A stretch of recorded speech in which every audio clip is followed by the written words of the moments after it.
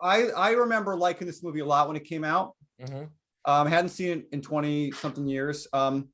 Who else besides me watched the cartoon a great deal as a kid? Oh, I did. Yeah, I was a young adult, but sure. Much like Speed Racer, I found this movie to be very on brand when it came to the general vibe and tone of the cartoon.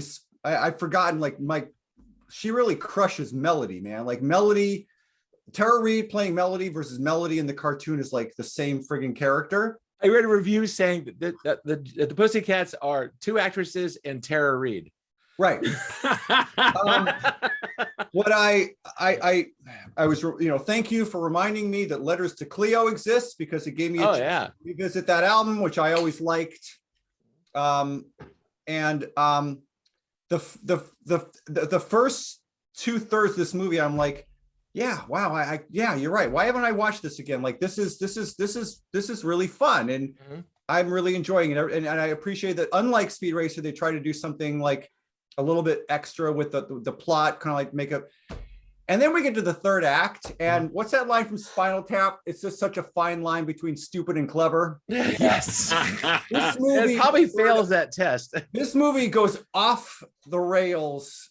Like it felt like it was just really threading the needle between stupid. It's too smart to be stupid, and it's too stupid to be smart. And then it gets to the third act, and it's just like, whoa, this just got real dumb real fast. Yeah. And it was never quite on the rails, to be honest. No. Well, I think it's set up its conflicts with the bad guys. It was on the third rail. Yeah, our protagonists in such an extreme way. At the end, you had no resolution.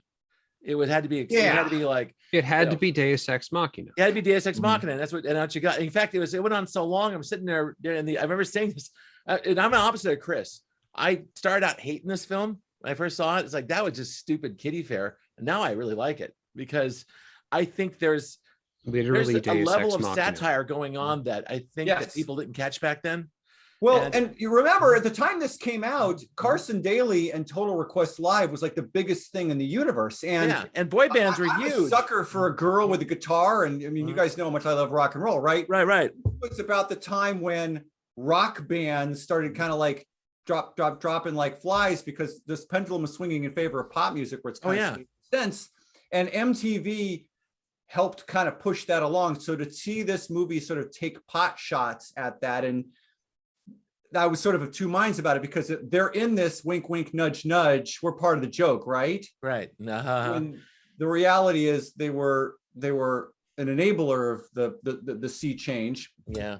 And in 2001, it was Britney Spears and boy bands and the boy bands. I think with the girl, I forgot her name, who voiced Josie, who was being Letters to Cleo. I forgot K something or other. Kay Handley. Yes, Kay Handley. Yeah, and she was like remember, just 3 years before, we were on top of the whole thing. We were 95 was 95, 96. There were girl bands everywhere. We had momentum. They were doing what my band was trying to do, but way better. It freaking vanished within a couple of years. You know, and this is the dying days of like optical media distribution too. So she uses a fucking CD player.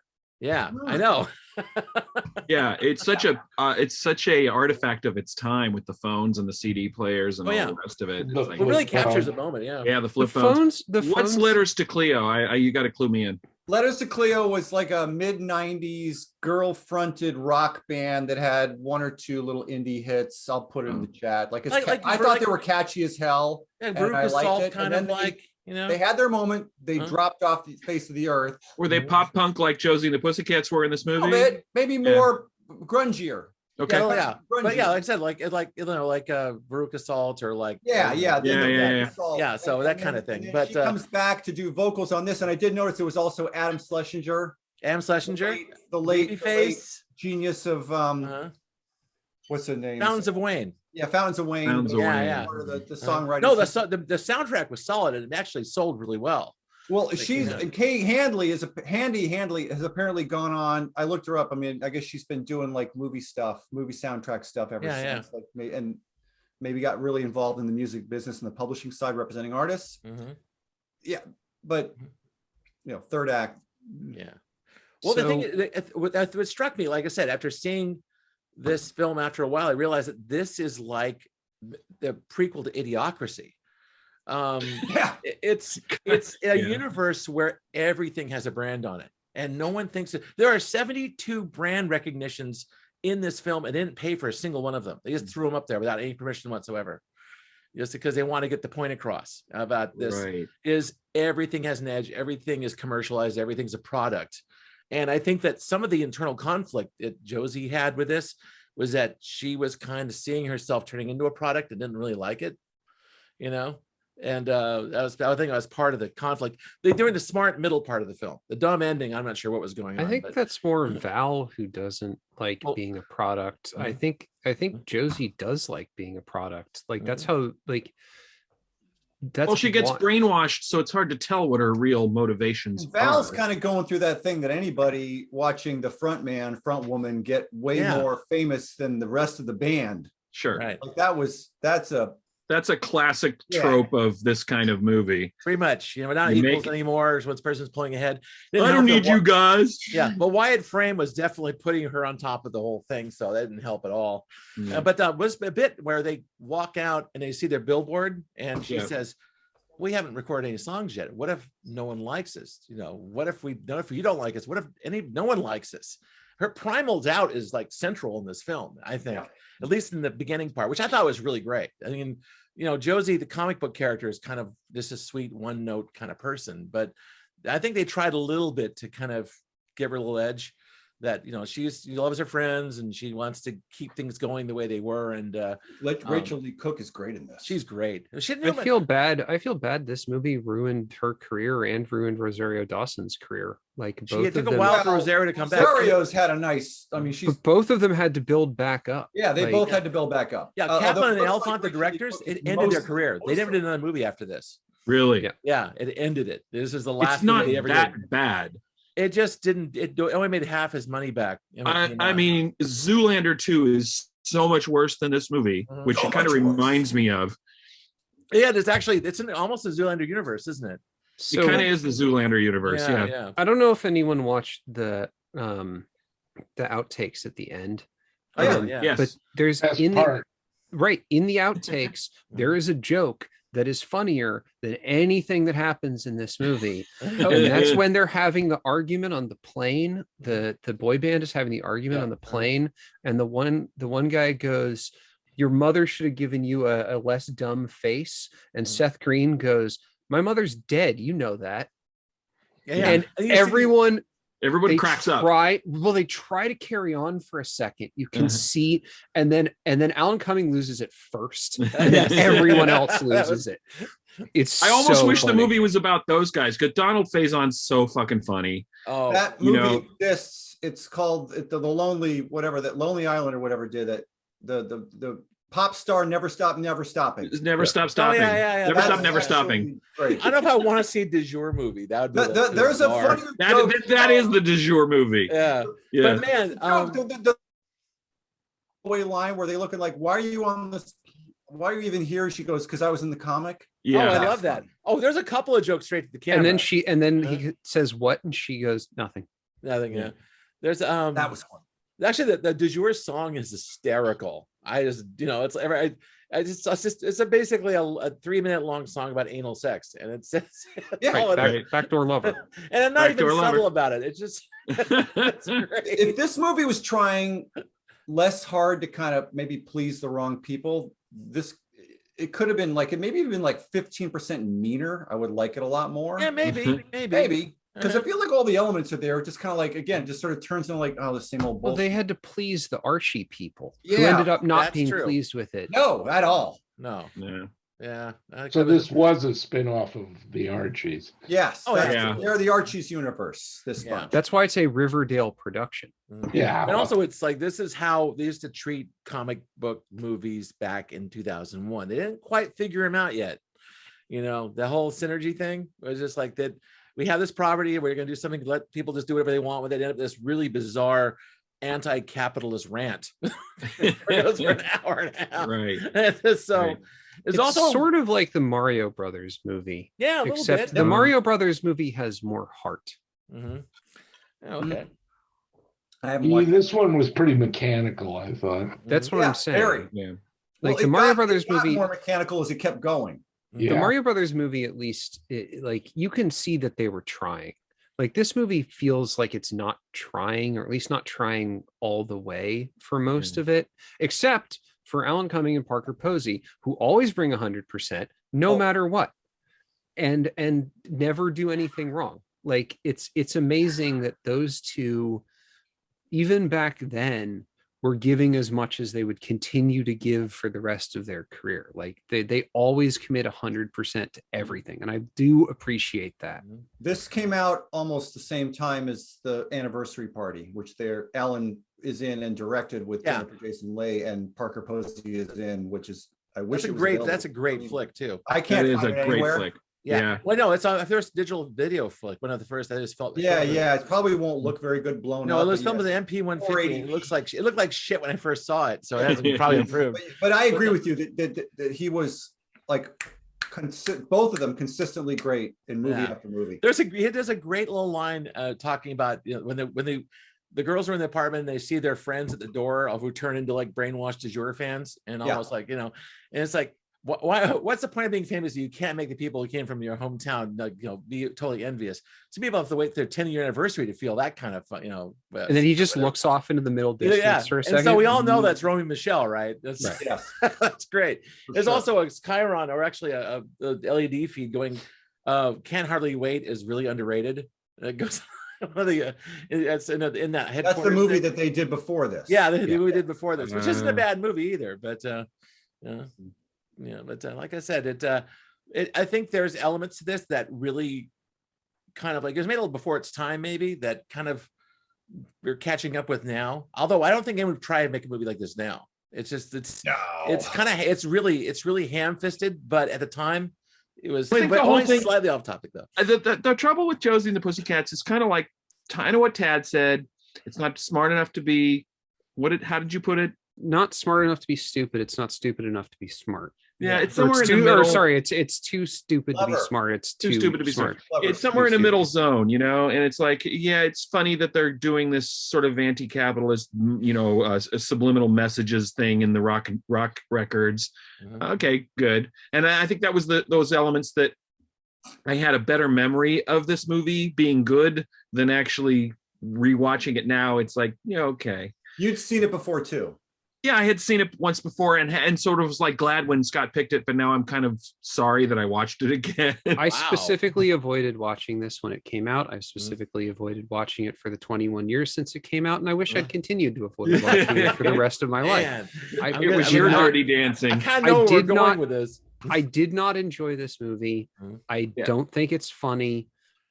Again, it's too clever by half. Like it just isn't fun. I wish it was fun. If it was fun in any way, if it was funnier, if it was dumber, if I could latch onto something. The problem with this movie is like exactly 2 stars out of 4. Like it's the definition of mediocre. It's relentlessly mediocre. Yeah. And it would be 1 star or 0 stars if it weren't for the 2 people I already mentioned. Like, Yeah. When you see the opening scenes, like the first act where they're setting up, they live in Riverdale and they can't get any respect and they're playing a bowling alley, and those 3 popular girls or whoever they are drive up and The diss them. Heathers. The Heathers drive up and diss them. That's a bad scene. It's not cleverly written. It's dumb. It falls flat. And it's kind of like, okay, All right. that's the bar. and then it continues on up until what's his name, Alan M, who I did like. I liked him. I thought his character, Gabriel Mann, he's gone on to be much better stuff after this. Yeah. but like I'm just Kept I like mistaking him for the other guy. Who's Who this? was with? Who was the other guy? There were like 2 guys. One was in love with Josie. There was the and love one interest was- guy, Yeah, and there yeah. was that other guy. Yeah. And there was that manager who the actor went Yeah, nowhere. the Who's manager. Yeah, Alexander Who the Caddick, yeah. ugly girl one. Uh-huh. Yeah.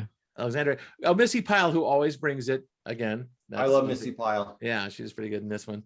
I just, I think I like it more than everybody but Scott. Yeah, I just think this movie has a sweetheart to it, and I think the girls are likable, and it's it's easy on the eyes in a lot of ways, and It's not enough. I think That's not enough to carry 90 But minutes. it also has is bold in its time to show something that it's a film that satirizes itself as it's running. Yes. That's the not good. number one but number other one ones have target of done the it film better. is the film itself, and so you're taking it too seriously in And any the way. audience. Yeah, and the audience. Oh my God, that the girl with the Susie and the Banshee shirt, she's us, right? It's like it's not a matter of being cool, it's a matter of picking. Yeah, and what happens to her? She gets kidnapped and probably thrown in a lake. Well, she shows up later on brainwashed. Later on brainwashed. Yeah. But either way, that there's not a matter of what liking and disliking or being cool or not being cool. It's what tribe you pick. It's what who you want to be a fan of, basically.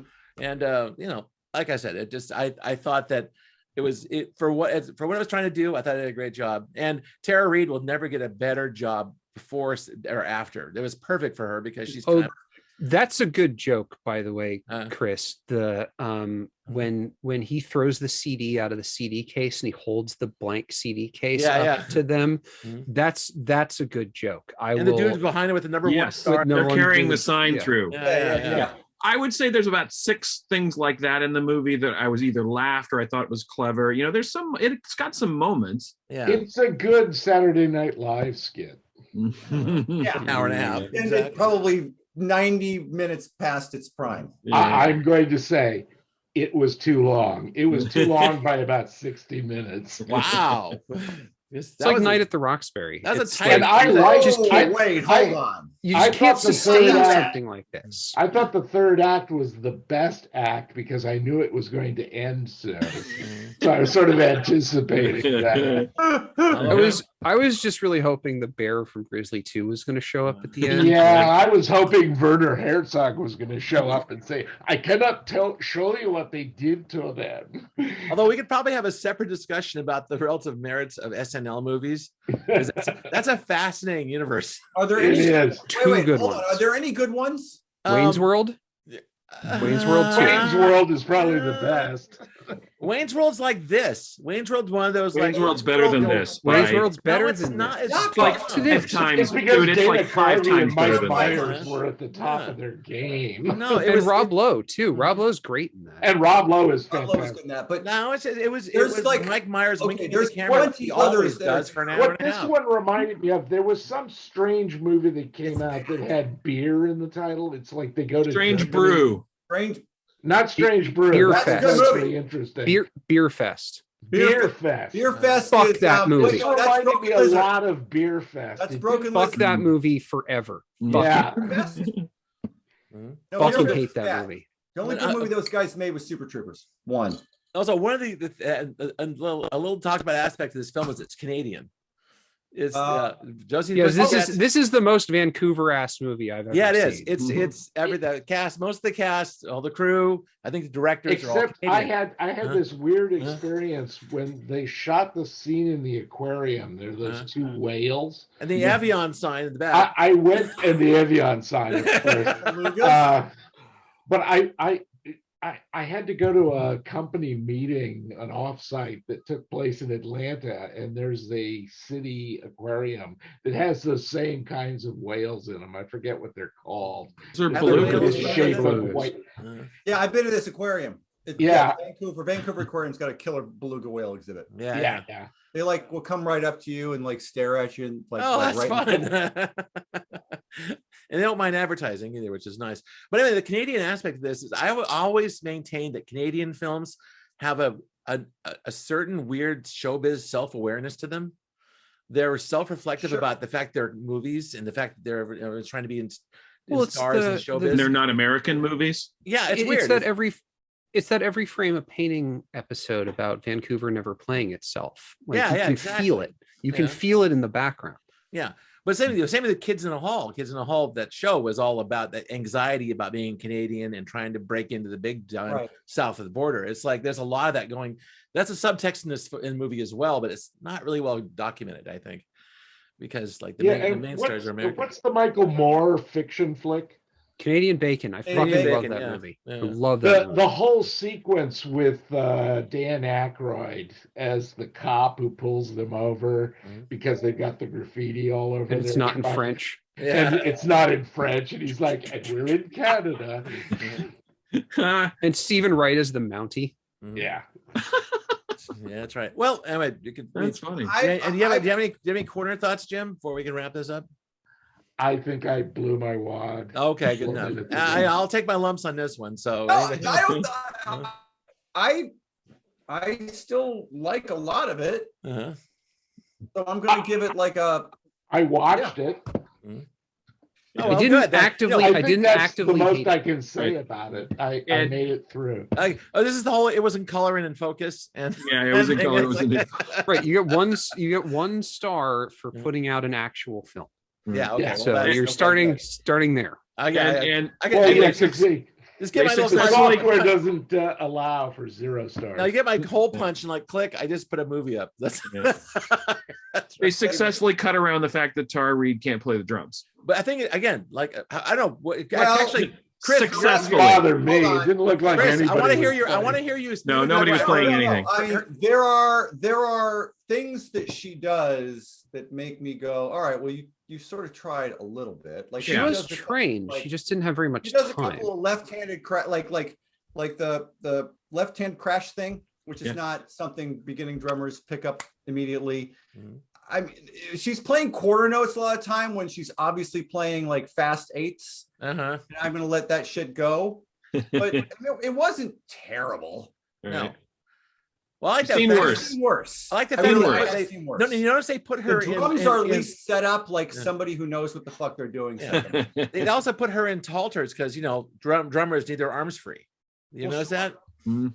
Yeah, her character had mostly halter tops. I would have liked to have seen more stick twirls, but that's just me. Hey, Yeah, those Danny are hard to Carey. do, though. Danny Carey always plays in basketball jerseys, Yes, he does. Yeah, Lakers jerseys specifically. No, he switches it every night. Well, I've only ever seen him in Ringo Lakers played in a jerseys. suit and He's tie. switches it So every what are you gonna do? His Yeah, drum Bunny tech- Carlos. His drum tech is a killer follow on Instagram. Oh, okay, good enough. All right. Well, anyway, so I saw the kind of the thumbs kind of slowly going up and going back down again. All right. Yeah, Okay. All right. I know. That's fine.